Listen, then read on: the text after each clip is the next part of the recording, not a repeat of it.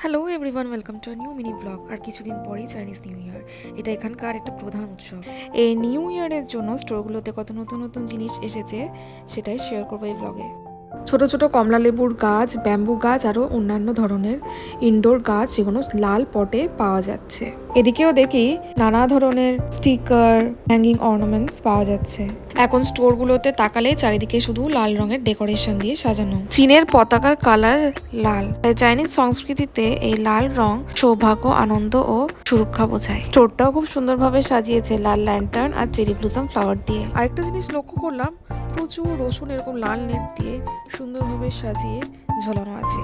এগুলো ওরা বিশ্বাস করে নতুন বছরে সমৃদ্ধি, সৌভাগ্য আনে, তাই জন্য ওরা বাড়ি, ঘরে, দোকানে সাজিয়ে রাখে। খাবারের জিনিসপত্রগুলো এমনকি লাল রঙের বক্সে, কোটোতে সব বিক্রি হচ্ছে। এই যে যেমন লেজের এই টাপটা, আরও অন্যান্য ছোট ছোট এই লাল কালারের বক্স কোনো গিফটিং পারপাসের জন্য খুব সুন্দরভাবে সাজানো আছে। আরও নানান ধরনের স্ন্যাক্স এসেছে। আর চাইনিজ নিউ ইয়ারে একটা ফেমাস স্ন্যাক্স হচ্ছে পাইনাপেল টার্টস, যেটাতে পাইনাপেলে পুর ভরা থাকে।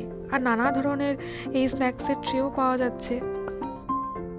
এদিকে প্রচুর রকমের গিফট হ্যাম্পার এসেছে, আর গিফট হ্যাম্পারগুলো সাজানো আছে এত সুন্দরভাবে। কোনোটা পাইনাপেল গিফট হ্যাম্পার দিয়ে সাজানো, কোনোটা আবার লেবুর আকারে, কোনোটা আবার জাহাজে।